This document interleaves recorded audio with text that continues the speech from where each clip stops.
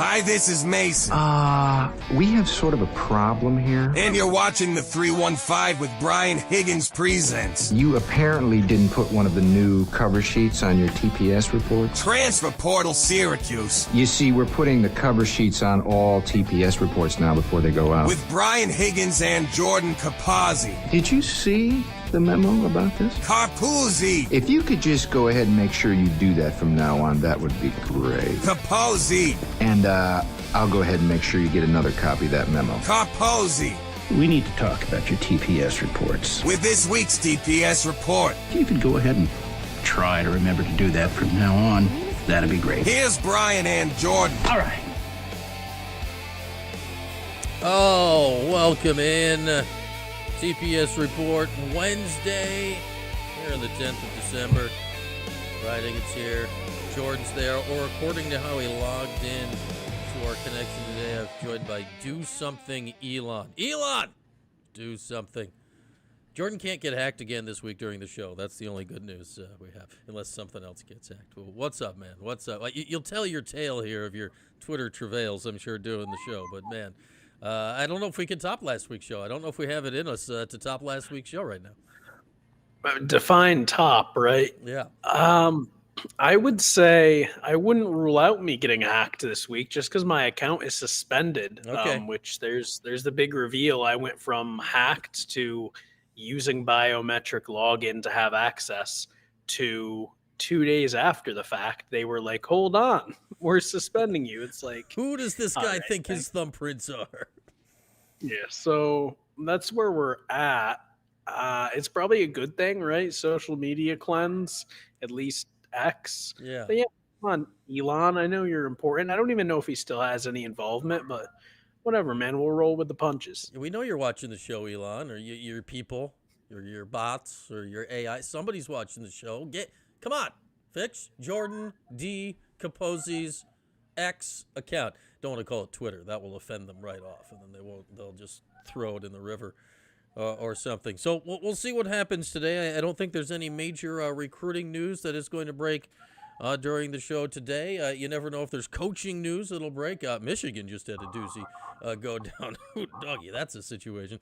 But getting to that, we got basketball games coming up tomorrow. St. Joe's, No Wrong Answers is up for that game already if you want to check it out when we're done here tonight. And then Hofstra coming up Saturday. I assume you probably want to start on some football stuff here, Jordan, since literally nothing basketball has happened since last week. But where do you want to go? I would say that's fair. First of all, the Sharon Moore thing, something's gonna come out in the middle of this show for sure. Because it's like, oh, he did a bad thing. It's like, oh, he's detained. How bad was it? I've heard some stuff. Yeah, not good. Not like he did some stuff. He did. They don't detain you to give you awards. Allegedly, he did some stuff, and maybe not everybody else involved got to have all of their choices recognized as that went along. Some stuff went down in Michigan, but man, like, go figure. It was 2 months ago, right? We were all freaking out that Fran Brown was going to go to Penn State, or even whether we believed it or not, it was at least a fraction of a possibility. I certainly won't start that up for Michigan. Michigan's in a nutty spot. We just had one of the craziest coaching cycle I can remember.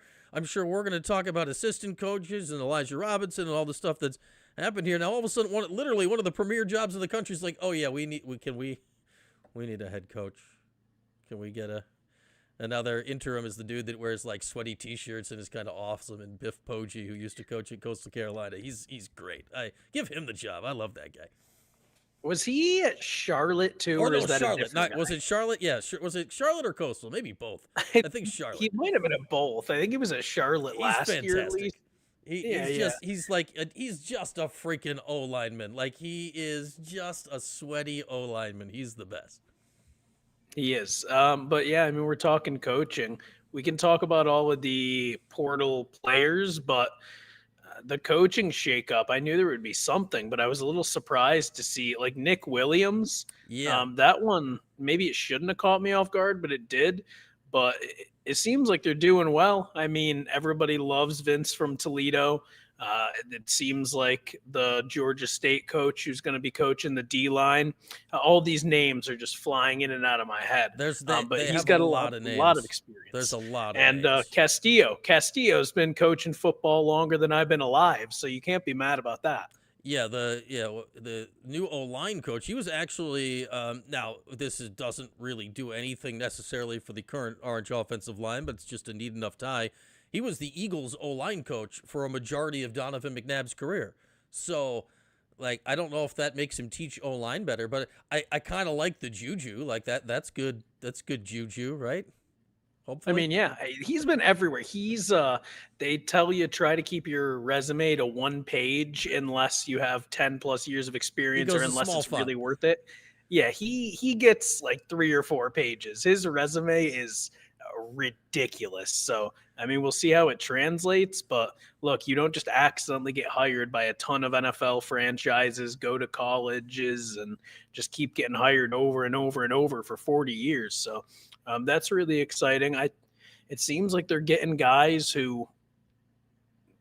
they want, guys who are desired not only by them, but other schools. So, I mean, Nick Williams being out, disappointing. Elijah Robinson, that's been a saga, but I feel like they're doing pretty well for themselves, and it's just good to see that they're shaking things up. They're not just like, let's run it back. They're changing a lot. I don't even know what is going on with Elijah Robinson right now. Like, the LSU story like broke, right? And now it seems to have unbroken. Now, I don't think this is going to end up with him back at Syracuse. Right? It can't, right? Yeah, I don't think that. Somebody, I'm sorry, Jordan. Just I'm looking at Twitter right now about Elijah Robinson, so don't feel I was uncomfortable doing that earlier. that I'm looking Nebraska's at. heating up, but Yeah. no, it feels like if they wanted to keep him, all of this stuff wouldn't have happened. And Fran also seems like a guy where, I mean, that's his boy, but he has Yeah. now made it very clear that he's ready to bounce. I don't think Fran's gonna, go out of his way to hold a spot for him. I mean, I don't think, Like, he's gonna boot him out. But Elijah, if he wants one, he will get a major, big-time D-line recruiting job at a big school and make a ton of money somewhere. Like, I'm not worried about him being able to get a job like that. The Nick Williams one, I'm just going to guess FSU maybe unloaded a dump truck of cash on him, and that was not a Fran asked him to leave because he's an excellent recruiter, and you probably wouldn't opt for both of those guys leaving at the same time. That and nothing about Nick was announced when the other coaches who got fired were announced. But, this guy they got from Georgia State, Jeremy Hawkins, who we all know Georgia State's staff very well, he was their D-line coach, assistant head coach, which tells you he was high in the hierarchy there. He was also, shout out Mike McAllister, the top-ranked recruiter in the entire Sun Belt Conference, according to 24/7 Sports. So that tells you that, all right, Nick Williams, energetic young recruiter out, just, plug and play, get another guy like that. yeah, and look, some of these jobs are just word salad, but Yes. he was assistant of player personnel at Sure. LSU. So we spent time at big programs too. I know some people might see Georgia State and be like, oh, like what are we doing? I don't Georgia think that's State the is a real majority. head coach. Who was Georgia State's head coach? It's one of the guys that had a actual job. Is it Butch Jones? Who's their head coach? Del McGee. What's a Del McGee? You got me. Nope, failed. I don't know. I who Del haven't put McGee down is. Georgia State money line in Yeah. probably 2 years, so I don't know who the coach is. Only two? Maybe. Where's Butch Jones? Butch Jones. Pardon me as I go off on a Google tangent. Butch Jones is Arkansas State. State. The border. There's a border. I don't feel terrible about that one. Okay. Should we? And then So Nick Williams gone. Elijah gone. Everything I've read about Vince Karras, who is coming in here from Toledo. You might say, Toledo, what's that? Well, they had a top 5 defense in the country in every stat you might like. And that's all well and good. This guy came prior to that from Mount Union, which is in Ohio, which for the 90s and 2000s, it's still very good. But during that period, it was the program that won the Division III national championship like every year. You'd watch part of one Division III football game every year when you'd randomly stumble upon it on ESPN, whatever, sometime in December. Be like, oh look, there's Mount Union. I remember them. Oh look, they're beating some poor schlub again. Well, Vince Karras' dad was the head coach of those teams for years and years and years. Vince then took over and won 2 national championships himself as a head coach. So you talk about a guy. Like, you're not winning D3 football and recruiting, right? Like, you talk about a guy that knows the tactics and knows how to coach. I think it's literally, 180 direct opposite of what you just had. Yeah, no, that's the takeaway for sure. It's you took a chance on a guy who you knew well and who was a great recruiter and a good coach, but maybe just not, wasn't good for that defensive coordinator role. Maybe he goes somewhere else and is a great coordinator one day.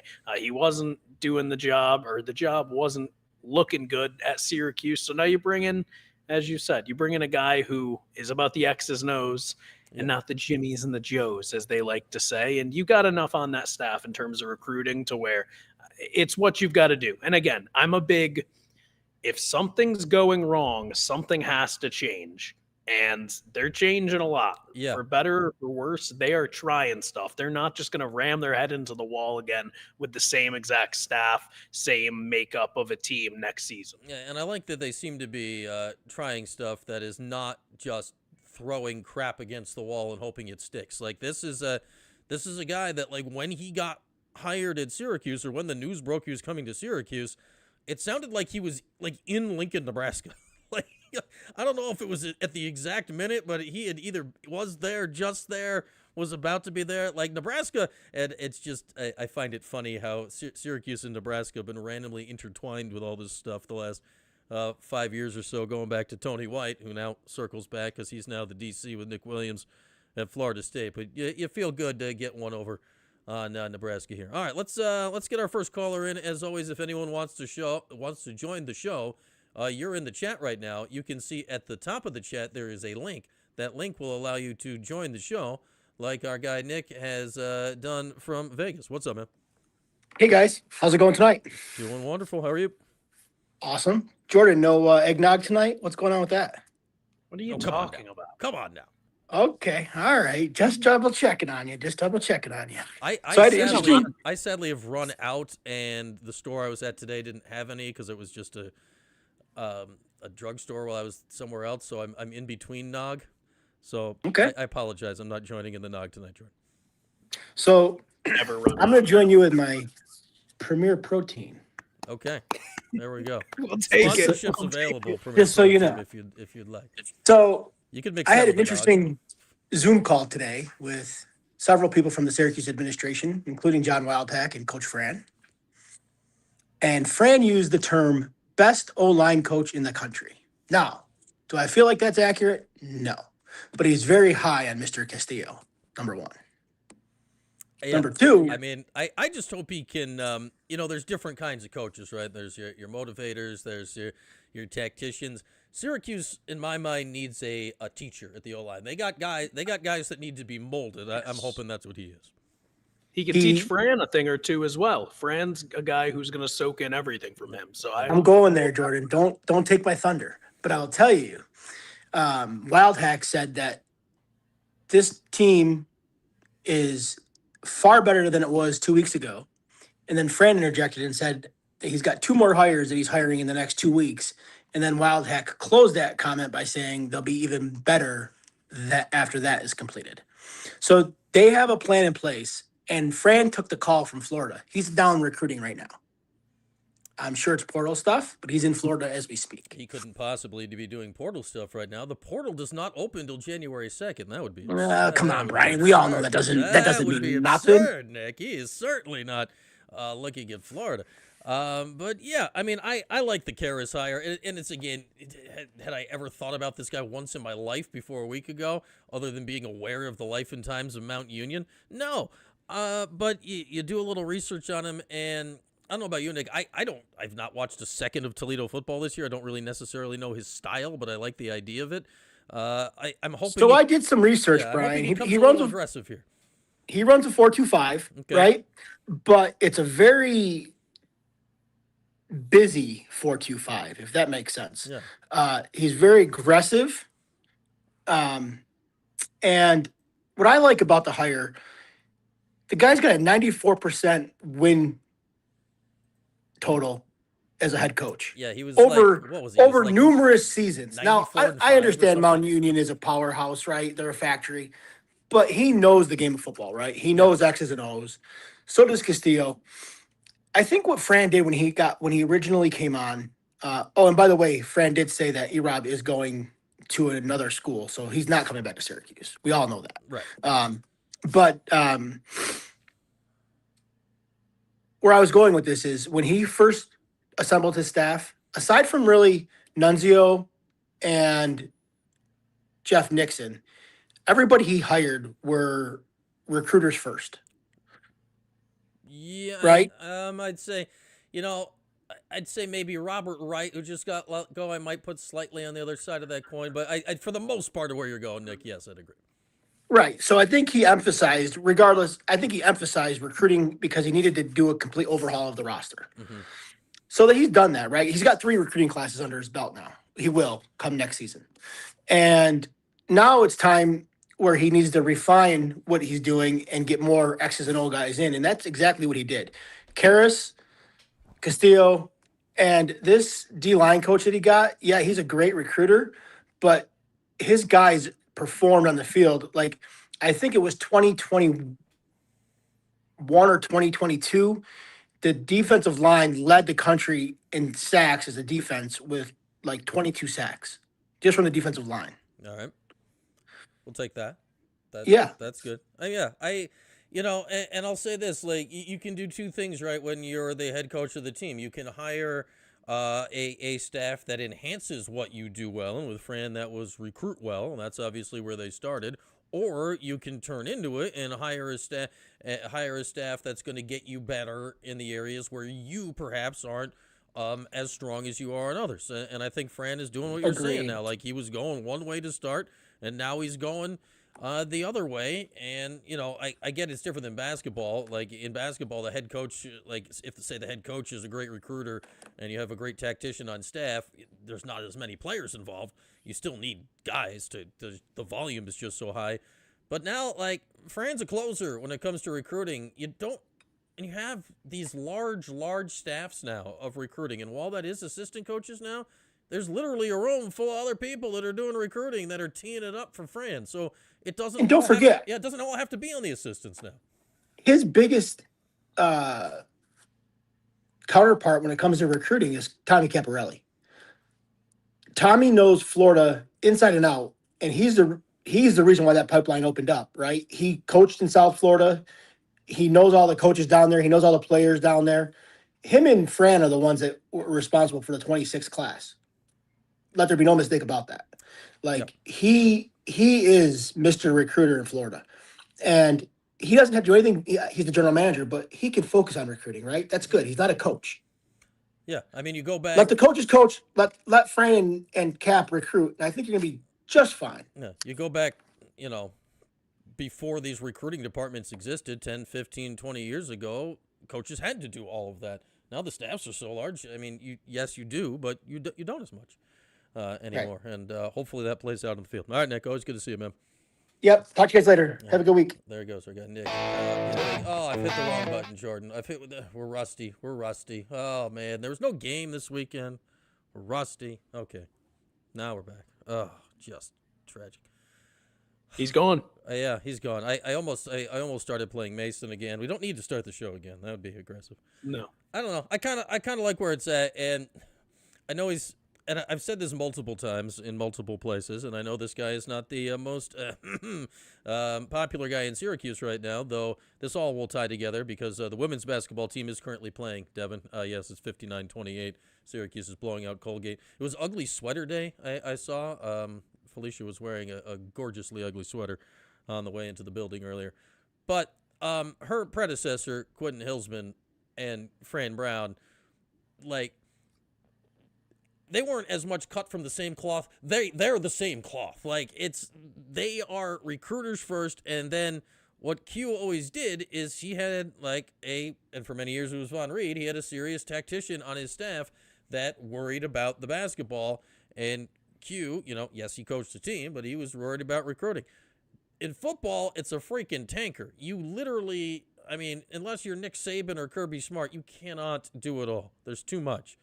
So I think Fran right now, the way this is setting up, yeah, be the guy, be the face of the program, be the lead recruiter, and get some strong, ball coaches, play callers, ball guys, right, on your staff to hopefully get this thing back on track.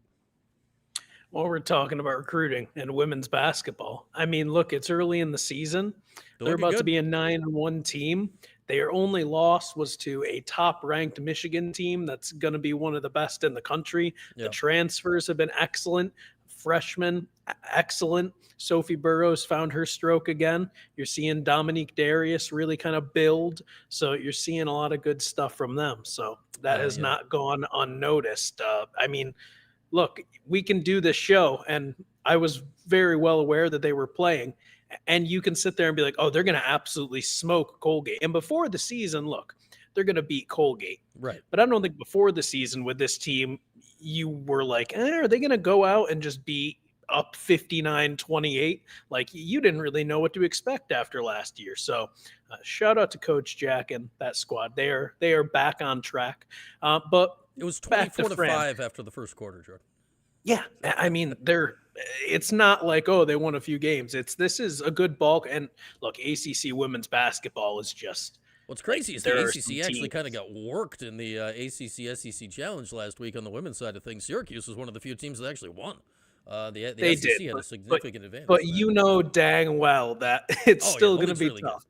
Don't let it fool you. But the thing that also Nick was talking about, you were talking about, I'm not saying this was the master plan or anything, right? But what type of player does Fran love? Yes, he gets the key transfers.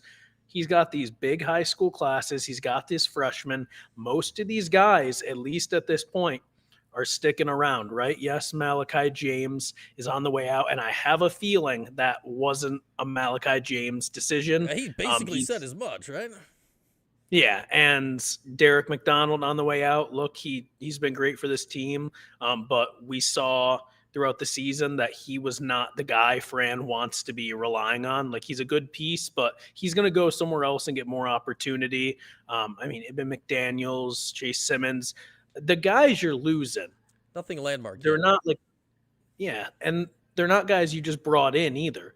So when you recruit all these young players, when you have this big freshman class of guys that hypothetically are ready to play, what can you do? Well, okay, you've done the recruiting and you've done some long-term recruiting. Now you can go on to the tactics. So again, I'm not saying this was the plan. You know, he wanted Elijah to succeed. You know, you don't want to be shaking up the staff, but it also doesn't feel like it wasn't completely the plan, where you have some wiggle room if you have so many of these younger guys who are going to come in and stick around long term. Like, you know, Jokic, the job is done, and now get the job done on the field. I am home. So are you. What do you think I want to get one last thought on Elijah here. So when we last were here, Fran had done his signing day presser the day before.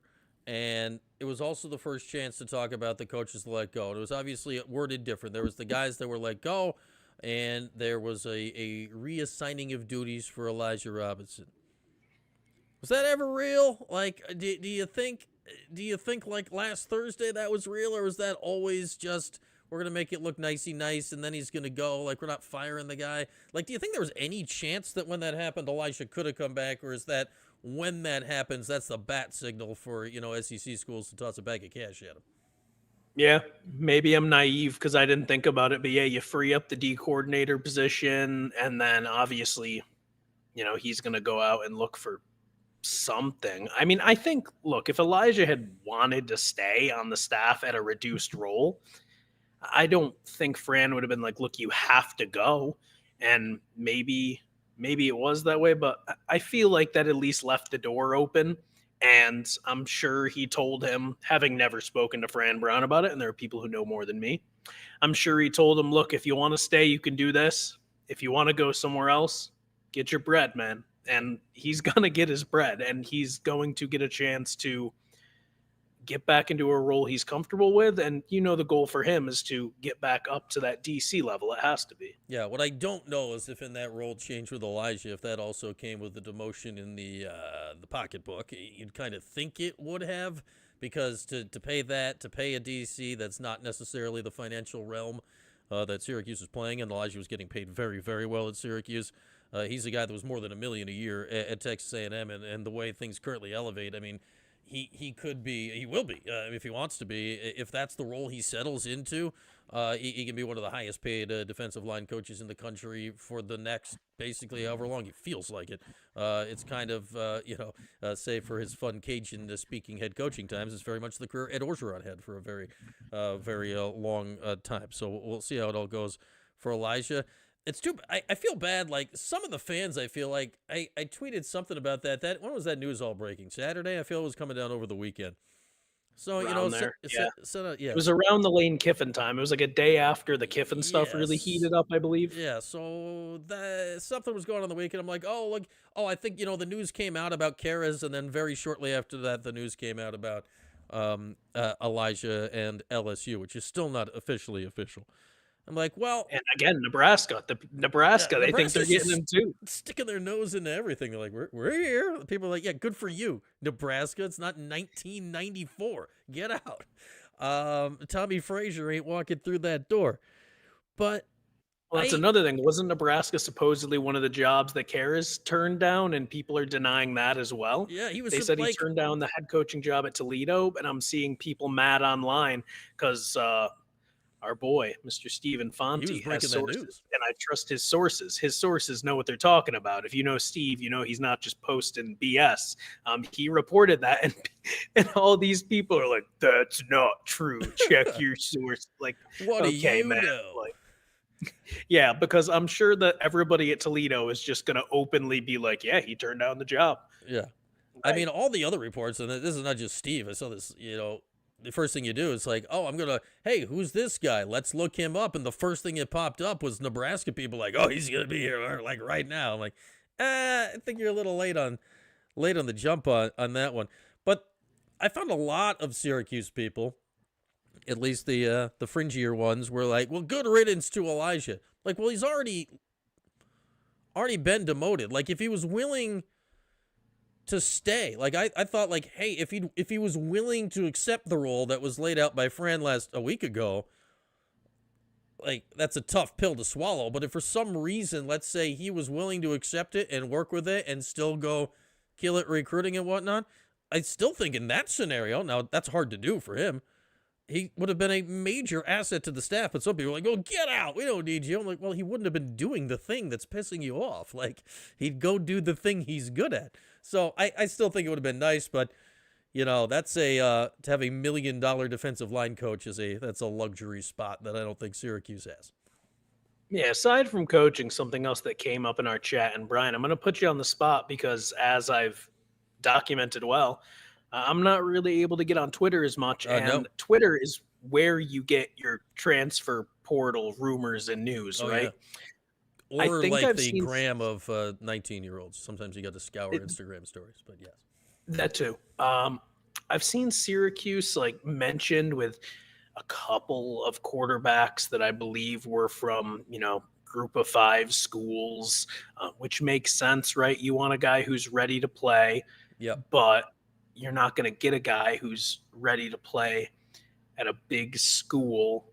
He's probably going to get offered more money there, but have you seen anything that has interested you on the backup quarterback front? Obviously, there's not much we can see either because guys, a lot of guys aren't just going to announce it yet until we get a little closer to the date. Yeah, I'd say it's all what you're going to see now through the Syracuse lens, I think, is any portal quarterback that's a, I don't know, like C+, B- tier, right? I mean, whatever you want to grade it, like, obviously, whomever the major tier guys that end up in the portal this year, Syracuse is not going to be involved in that because, A, you're not going to spend the money, and B, they're not going to come to a place that is very specifically said that they have the best quarterback in the country coming back next season, regardless of Steve Angeli's health status. So, yeah, I think it'll be interesting. I think it's a really hard thing to do because you're essentially asking somebody or more than one somebody to come in without necessarily a chance to, like, with the hope that they don't play. Like everybody else, you're asking to come in with the hope that they do play. This person, ideally, they don't play a meaningful snap in 2 years. So I think it's going to be fascinating. I don't know. Right now, it's just names and names and names. I'll be very interested to see, are you getting a guy that had lower level starting experience that is stepping up? Are you... I mean, I think that's where you'd want to go, right? Based on what happened with Ricky this year. I don't know. I think it's a really tricky spot. It's hard to do. That said, I mean, look at, this was pre-NIL, but look at when Syracuse got Schrader. I mean, he was a guy that obviously a lot changed at Mississippi State. Like their entire style of football changed at Mississippi State. But, like, he came here where Tommy DeVito was here. That couldn't necessarily have been a situation where he was like, yeah, I'm going to start. So I'll be really interested to see what the level settles at. So what you're saying is they got to find a guy, right? Yeah. Who's playing wide out right now, right, but thinks he can still sling it, yes, and bring him in. Used is to that play the quarterback? Plan? Yeah.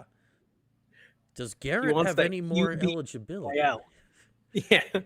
Oh, that's a good one. Yeah, I don't know, because they're going in the reverse order, right? I mean, remember, the reason they had Ricky, who didn't end up working out, and Steve, is because Ricky came to be the starter. They were like, ruh-roh, and they got another starter. You basically told 2 guys they were going to be the starter. You can't really do that now. Steve Angeli is the starter.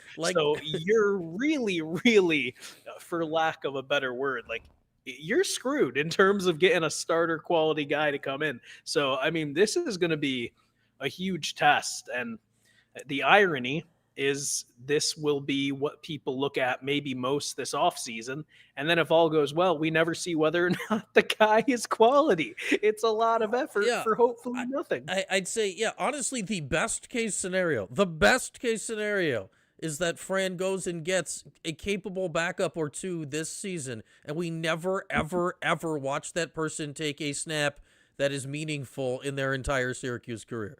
That's probably not the best case Fran for that person. Could be like, oh, he was ready. Oh, he was ready. Like though. if Angeli had a cramp, we were gold. And be like, oh, way to go, Fran.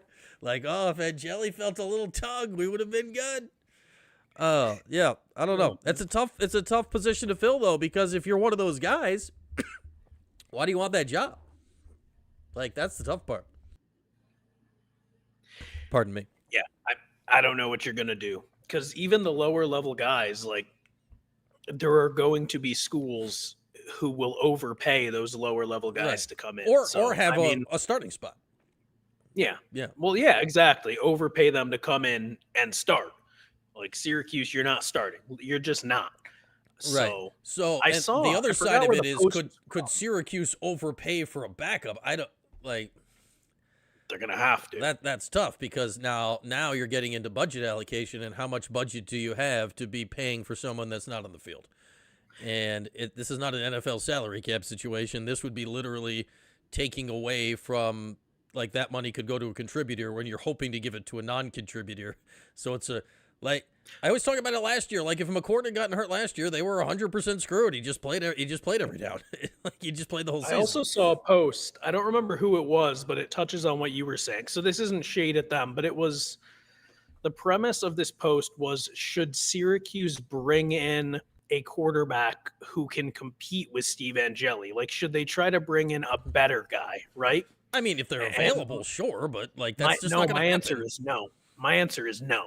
You do not, because you have a guy you trust in Angeli, and you do not put starter quarterback money towards a guy to come in and compete with the guy you trust, in my opinion. Well, yeah, I'll say this. Like, if somehow a situation forms where this year's version of Kyle McCord falls in your lap and that becomes available to you, then yes.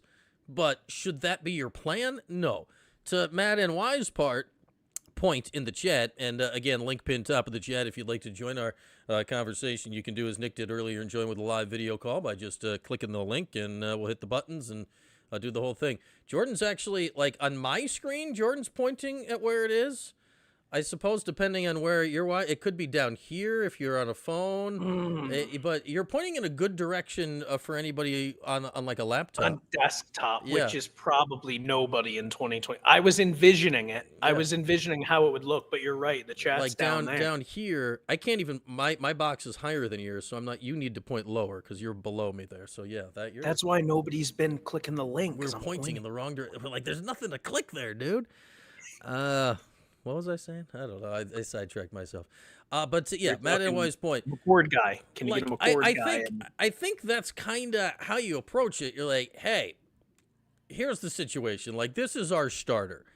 He tore his Achilles. Like, he's the guy, but you saw what happened to us last year. We cannot have that happen again. And we can't, like, there's no way they can tell any of those guys right now. You can't guarantee a quarterback that, like, Angeli's going to progress fine. Like, all the reports are good, whatever that means, a few months after it happened. I think that's how you approach it, right? Like, hey, there might be a non-zero chance for, like, immediate playing time if he's not ready to go for whatever reason. And you probably have to target a guy who still has his red shirt, right? You got to dangle that. Look, if you don't play, you make some money, your red shirt, it's no harm, no foul. And then you can go somewhere else if you need. If you do get in, then you're going to get a chance at a bigger payday if we don't need you. Like, I think, obviously, that's not square one where all the guys who have red shirts, but I think that's a play you could make where you'll have to tell a guy, look, we'll use a red shirt on you if you don't play. That's how else do you get a guy that's they have that person on the roster already that they haven't used a red shirt on. Go figure. Luke Kern. Yeah, right. Who, by the way, didn't post anything bad. Nothing. He's like, year one, woo. Yeah, nothing. Here's what I wonder. Can you find a like a D3 quarterback, a 1AA quarterback, an Ivy League quarterback that's out of eligibility because you can't do a redshirt year in the Ivy League, that would be okay with the idea of just being in the big time for a year, and that getting to play, like, has had their moment, has been like a multi-year starter, but just wants to taste of major college football. Like, I think that's the other route. And then if they got to come in, maybe they haven't played at this level, but they've at least played a ton of football. Like, I think that is a way you might be able to get a guy, and that would also potentially not cost as much. Like, I'd be looking at the lower levels, like, all right, you played a bunch of years. Like, do you just want a piece of it? Like, do you want major college football? I think that's a good point. Yeah. And I mean, we've seen guys come in that situation, and it's like totally different stories. So, I mean, it's guys who got to play, but like, the kickers, they've been targeting, Ivy Leagues and whatnot for kickers, which again is totally different. But there are guys who want to come and just, even if they're not guaranteed they're going to play, Bryce they want to be Zephyr on part the of basketball, like Bryce Zephyr on the basketball team this year. Like, he's playing a little bit, but I think the dude, he's probably playing more than he thought he would. Yeah, like the dude's just like, yeah, I'll be on Syracuse's team. Awesome, great. Or like in the past, like Syracuse basketball specifically, I think of a guy like what was his name? Justin Thomas on the 6OT team. He was a legitimate like Division II basketball player, but he had played a few years, but he's like, no, I want to be on a big time. Like, I understand I'm not going to play, but I want to be on a big time team. I think it's a situation. And then, he, in the 6 overtime game, he got his, 7 minutes of glory chewing gum at the top of the zone. Like, I think maybe something like that. Somebody that, like, if they get tossed into a game, it's not their first time on a football field, because that's what we saw 8 million times this year at the quarterback spot, and that's why it exploded so much. Yeah, get a guy who knows he's not going to play in the league, and then Fran can hit him with the, hey, we're going to get you a good job. Tell us where you want to work. We'll get you there, and then maybe you can throw the ball a little bit. I think that's the play. You're convincing me. And Matt NY mentions, we got Gary Bryant, but again, that's a guy who's going to start. So this is a tougher task for sure. But the quarterback spot's always different. It's tough. It's tough because they want to play. Like, people want to play. Like, it's tough to find. Yeah, it's tough to find a guy that is going to be okay not playing, but also good enough to play when it comes to it. Like, that's not a normal mentality, right? It's not a normal mentality. So, if you can play zone defense and chew gum at the same time, would you like to be Syracuse's backup quarterback in 2026? Send your applications to Fran Brown. Yeah, are there any rappers? Can Tusi sling it? We're talking about guys who aren't playing, Brian. I don't know how much more there is with football to get into right now. Phil Rivers. Can we get Phil Rivers? Do you want to be the backup next year? Oh, yeah. I love that. He's got ACC history. I am now, Brian, at the point where I'm officially sick of hearing day to day, week to week with Donnie Freeman. Yeah. Like, I'm glad they're doing well without him, and I don't think coach is lying. He said it again today. When he says Donnie's going to come back this season. And look, I know the guy's not a doctor, but last year it was more scary and it was more what's going on. Now that we've seen it once, it's just infuriating. Like, I know you can't throw the kid under the bus, and I know you can't say everything that there is to say. We need some sort of timetable. Like, you can check out the whole interview today from Orange Nation with him, but the Donnie stuff is what I was locked in for. And look, if you can't tell me whether or not he's going to play by the time the ACC season starts, like, what are we doing? You can't be day to day and be out like a month and a half. Like, how long? Yeah. How long is soon? When is soon? Like, here's some of the quotes from that. Mike Waters wrote it up on Syracuse.com as well. He's working. He's back and moving and doing things. Great. The sign, like, you know what I did today? I moved and did things. Like, great. The signs are all good. We expect him back soon. I just can't give everybody a timetable. Can you give anybody though? Like, because it comes down to, I feel bad for Donnie, and not about the injury, of course about the injury, but he got so much crap last year because of this. Not because of the injury, but because of the vague stuff, which really had nothing to do with him. And the crap landed on him. like, it's not fair to him. Now, yeah, HIPAA, and you don't have to say anything. Like, I get it. But now the crap's starting to land on Donnie again, all just because we don't know. Like, if we knew, and, you know, injuries can be vague, but and I get you don't have to tell us, but the not knowing, the public not knowing is making it worse for Donnie than if we're just like, oh, man, he had a high ankle sprain, a Liz Frank injury, an Achilles strain. I don't know. But now it's like, oh, was it a calf injury? You don't want to play him because it's around the Achilles. Like, we're all dangerous enough now with our injury knowledge. We're all just enough of orthopedic specialists that we can all freak out about 8 million different things. If we at least could, you know, dial in our freaking out, I think it would. It's not going to make him get better faster, but I think it would help out how the fan base is understanding what's going on with him right now. Yeah, and I think Randy's right. PTI omission error. I think it was South Dakota, not North Dakota. In fact, all 4 Dakotas are really good at football right now. North, South, North Dakota State, and South Dakota State. I think it was one point last season. Just lost. North Dakota State lost for the first time in like 2 years. Yeah. So maybe South Dakota State will win the title this year. Last year, at one point, all 4 Dakota teams were in the top 5 of the poll. They were just I'm not surprised. Just but in the Dakotas. I'm reading this a different way, Brian, and I'm reading the Donnie thing a different way. Like, I feel bad for Red because there's no way he doesn't know more than what he can go out there and say. And it makes him look, and I'm not saying he is, but it makes him look incompetent. Like, it makes him look like he has no clue what's going on with the best player on his team. He has to go out there and say, oh, they're day to day. Oh, he's week to week. And whether he knows when he's coming back or not, he's got to have more. Like, I'm sure he knows why they don't know yet. You know, he's got to have more information, and he can't say it. I feel bad for Red because he has to go out there and give you some garbage, some generic garbage.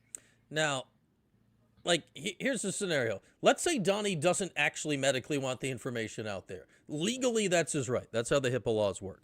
So, like, legally, if Donnie's like, hey, coach, don't say anything about my injury, Red legally can't say anything. The previous head coach wouldn't have given a flying rip about any of that. And, like, the HIPAA law, I've always found this, especially with, like, injuries. Like, the HIPAA law is meant for, like, hey, you can't, like hospitals can't be telling random people if some guy's got cancer. It's not meant about somebody's ankle.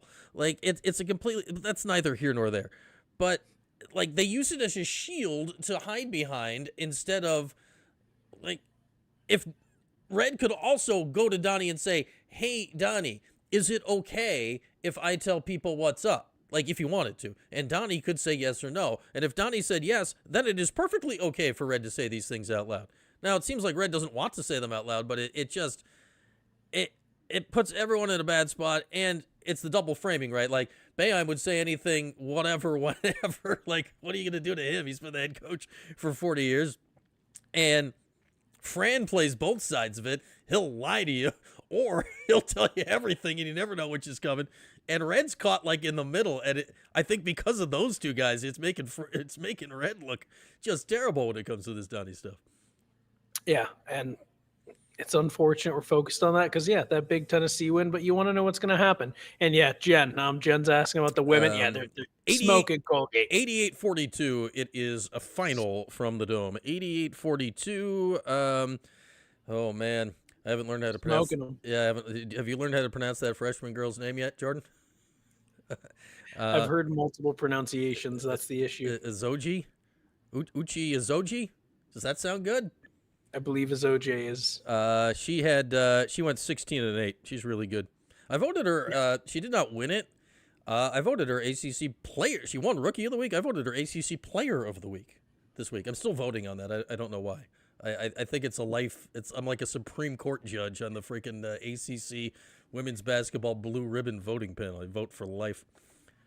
Good for you. Yeah. What do you think? Because we haven't learned much more about SU. What do you think about the ACC? Because better than last year, right? I mean, obviously the Clemson BYU game, Louisville. I forgot who the opponent was, but they lost a game they probably shouldn't have early. But I mean, Virginia's looking good. Yeah. Clemson's looking good. NC State kind of underachieved early, but I don't think people think they're terrible. Obviously, Duke, we don't have to talk about them. Wake Forest has, I think, been better than some people expected. Like, there's no guarantee it goes forward, but I think there are more ACC teams that are playing really well, albeit against, varying competition between the teams. But there are more teams playing well than the Duke and the Louisville and the maybe NC State that people expected coming into the season, which is great for Cuse. Yeah. Of course, you got to play those teams. Well, yeah, but now if you beat any of them, it actually matters. Like last year, it ended up being hypothetical. This mattered more for like SMU last year. So some of these other teams, like you got wins in the league that you thought were good, and then you found out on Selection Sunday, like, yeah, sorry about that, they weren't actually good.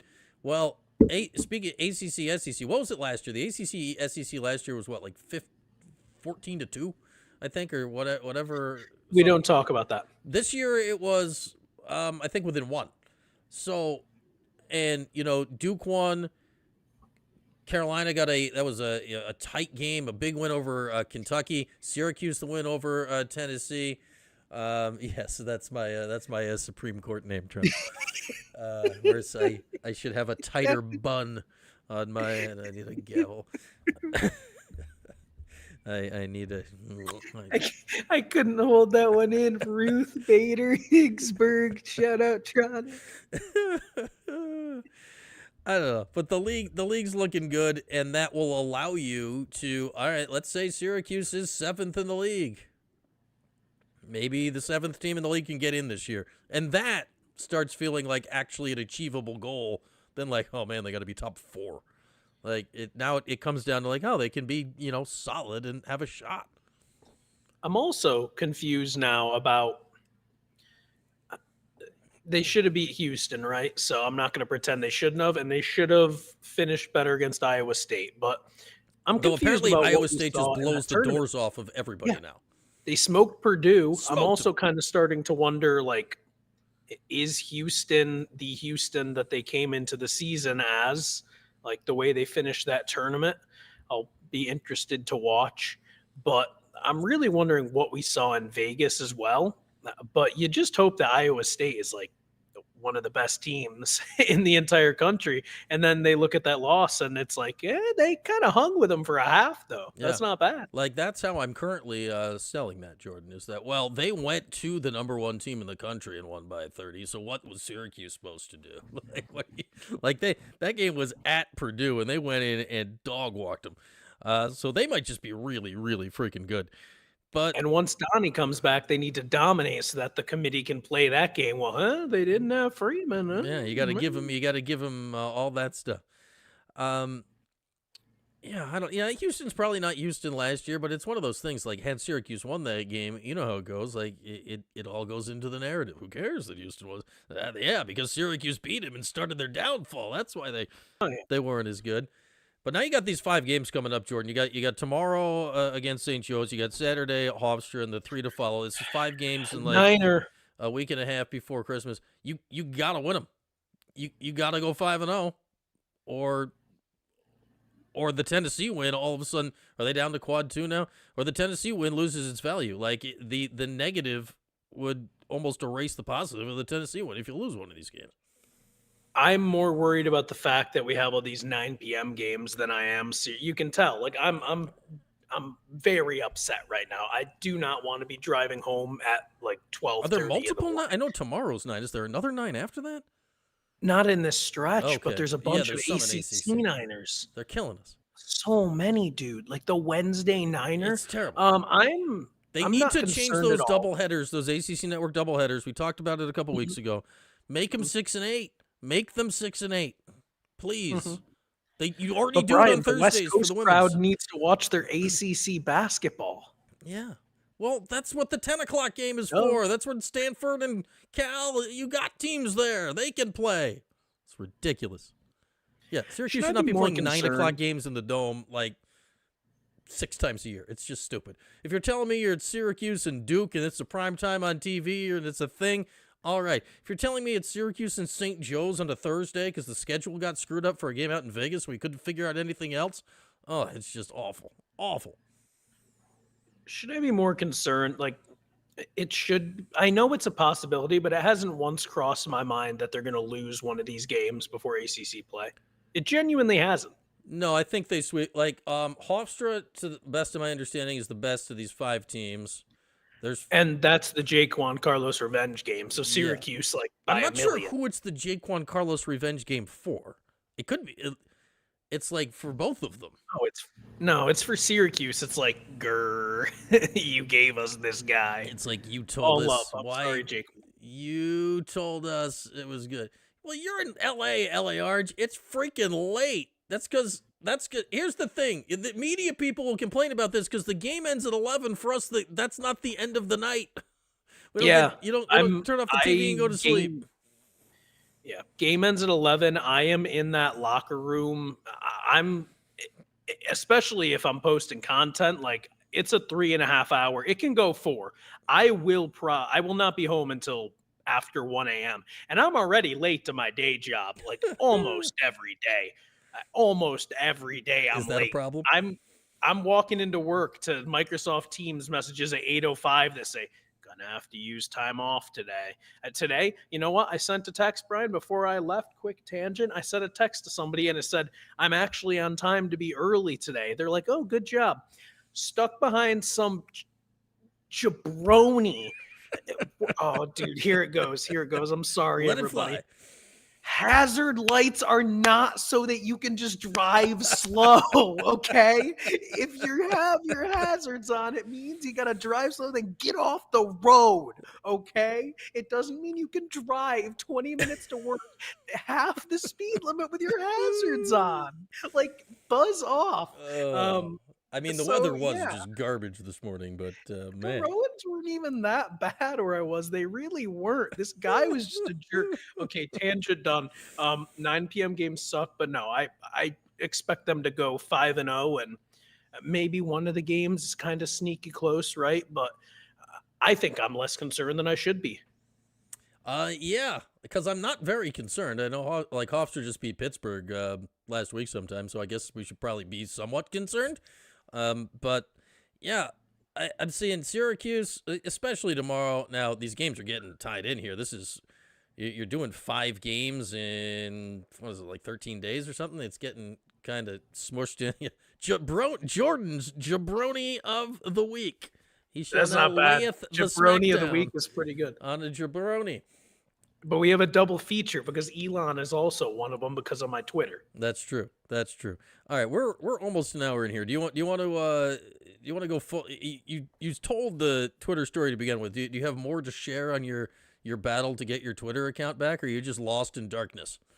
Not really, dude. I just looked and saw I was suspended, and I filed a little report, and then I waited 2 days, and then I tried to file another report, and it's like, you already filed one. So I'm just sitting here and waiting. Johnny Warble, enjoy the eggs and toast and jelly. Thank you for watching. But no, that's pretty much it. I mean, I do need to do my eggnog. We got the burned dairy. It's the OG recipe, not the Santa's recipe or whatever it is. Yeah, what's do we know the difference between those two? Like, what's going on with that? Like I told you, I read an article before this, and it was like every type of eggnog. The Santa's recipe, I think it's like sweeter, maybe thicker. I don't know. This is textbook nog, Brian. The Burn Dairy OG. I got the little quart, so it's more manageable. I'm going 8-8. Now remember, the scores do not reflect the performance of the player. I'm going Nate George, Brian, and here's why. Because it's just textbook, right? It's the point guard you want. He's got the size. He can distribute. He does what you need him to do, but he's got a little bit of the flair, not too much. It's just textbook. It's what you're looking for when you're looking for nog, and I think Nate George is kind of what you're looking for nowadays from a point guard. He can score a little bit, but he's a distributor. He's got the size. It is a free shout out, Matt, and why we're just telling everybody, what kind of nog it is, so you can go out and shop. Yeah, or not, apparently. Just hating on nog. This is a pro nog That's okay. show. I'd be drinking nog also, but I've max finished our nog, and I need to buy more. So I'm out of nog. That's poor.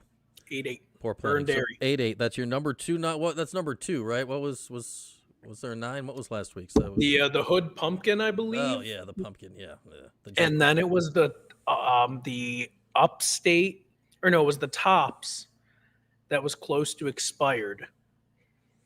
And then it was the Southern Comfort Vanilla at the bottom.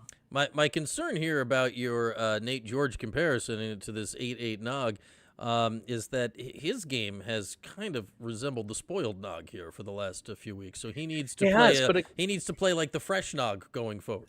Again, the score and the player comp are two separate entities, and I've been very clear about that. The score and the player comp are two separate entities. Well, he needs to start playing like his comp.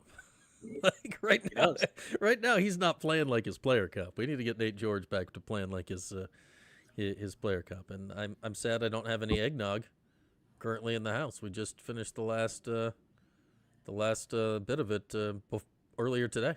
Just flat out of nog. Then I'm like, oh no, I'm out of nog, and I have no time to get nog before the show where all we do is talk about eggnog. Like, I thought the look last week when I was sniftering nog, that's the only time in life I've ever put eggnog in a snifter. I thought it played very well to talk about recruiting, Twitter going haywire with eggnog in a snifter. I think it was a vibe that we should all enjoy.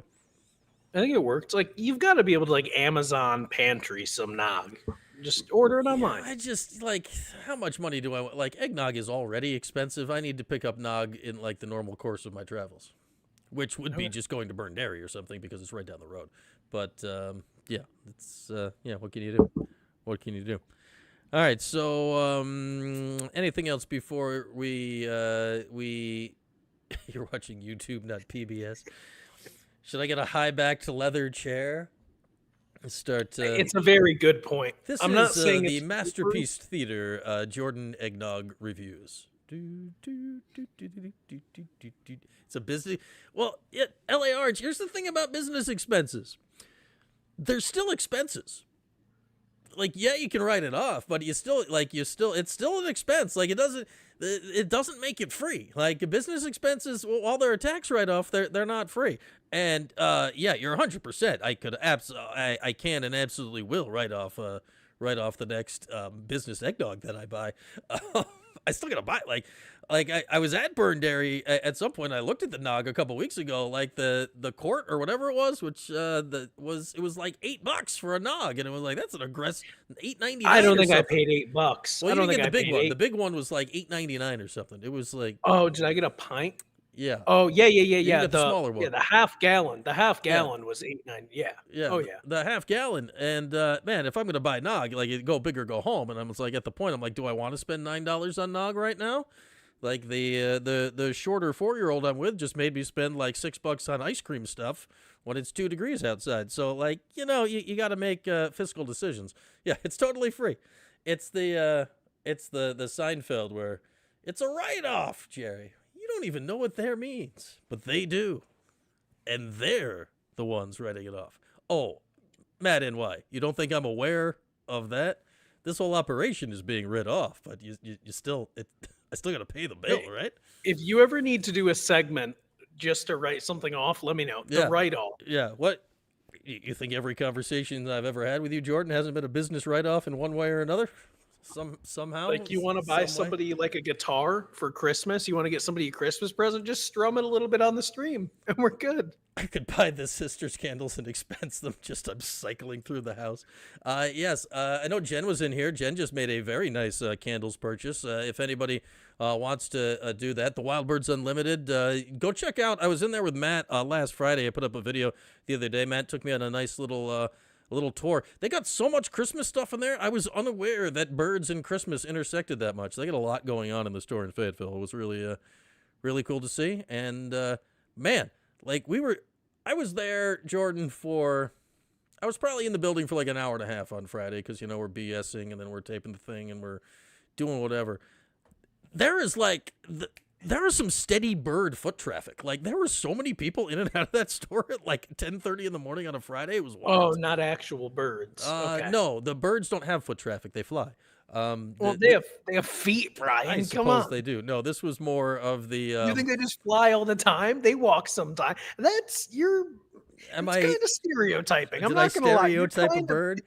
You're kind of. It's better than if I had stereotyped the crowd that was walking into the bird store. I mean, 'cause I could have age bracketed that, but there was a crap ton of people buying bird stuff on a Friday at 10:30 in the morning, and in winter. And yeah, hey, and I was in the back while they were working on their, they had put in the weekly order, their weekly bird seed order to make sure they're properly stocked.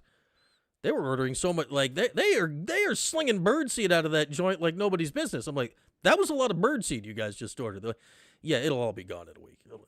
Because that was a shocking amount of bird seed. So people love it. I mean, where else do you buy bird seed? Like I a don't Petco? know. Like, I have like, I don't have two bird guys. I have one bird guy, Jordan. That's my limit.